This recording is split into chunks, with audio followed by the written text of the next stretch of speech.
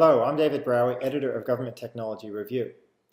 Given the weeks of doom and gloom in the lead up to this week's federal budget, it's safe to say we were all expecting some very significant changes once the numbers fell.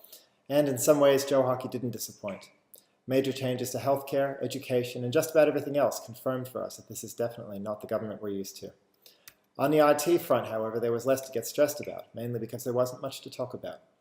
There was a national broadband network, of course, but since that's being accounted for off budget, there wasn't much new to talk about on that front, apart from the confirmation that the government will deliver all of its NBN equity funding by the end of the 2017-2018 financial year. That makes sense because contracts are typically rolled out in 2-year terms, and the last funding commitment for the rollout will in theory be made in mid-2018. That would put them on track for completion in 2020, as the government is currently talking about. Beyond that, NBN Co. will need to raise any additional funding necessary from the private sector and other sources. That may be easier said than done, since it assumes a rapid rollout of the NBN and a massive number of houses to be passed in the next few years.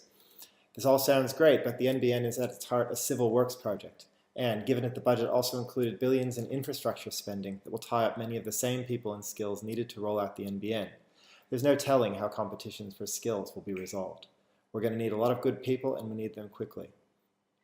In financial terms, perhaps the biggest ICT-related item explicitly funded on the budget is the ongoing e-health rollout, which will get over $140 million in budget funding to continue its effort to improve healthcare delivery to all Australians.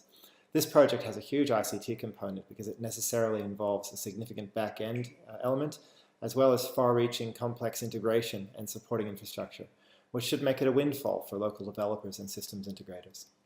Speaking of windfalls, while there was a clear theme of cutting back expenditure, the government's moves to consolidate a range of functions will open up new opportunities as agencies work through the details of their functional consolidations. Expect significant investments in cloud-based and shared infrastructure as organizations that have been used to sleeping in a king-size bed in their own room are suddenly forced to bunk 8 to a room. One particularly interesting victim of this change will be the Australian Customs and Border Protection Service, which will be wrapped in with the Department of Immigration. Both agencies have traditionally maintained large ICT budgets and have been undergoing significant modernization projects.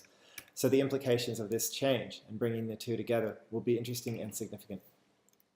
Those concerned about ICT research and skills will mourn the savage cuts to National ICT Australia, or NICTA, which will cease to receive government funding after the 2015-16 financial year. It will be on its own and potentially on a very different path than it's taken in the past.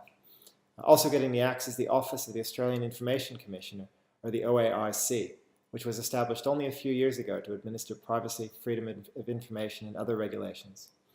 The OAIC has risen in status in the wake of the revision of Federal Privacy Act regulations in March, but after the new budget it will be split up and distributed between several agencies, including the Australian Human Rights Commission and the Commonwealth Ombudsman. The minute changes and details in the budget will be scoured over for weeks, but these top-line changes show just how determined the Abbott government has been to fundamentally re-architect the way government works. With changes to ICT infrastructure a necessary part of this change, it's sure to be a busy few years, both for government agencies and for the industry that delivers their ICT. Thank you. I'm David Braue.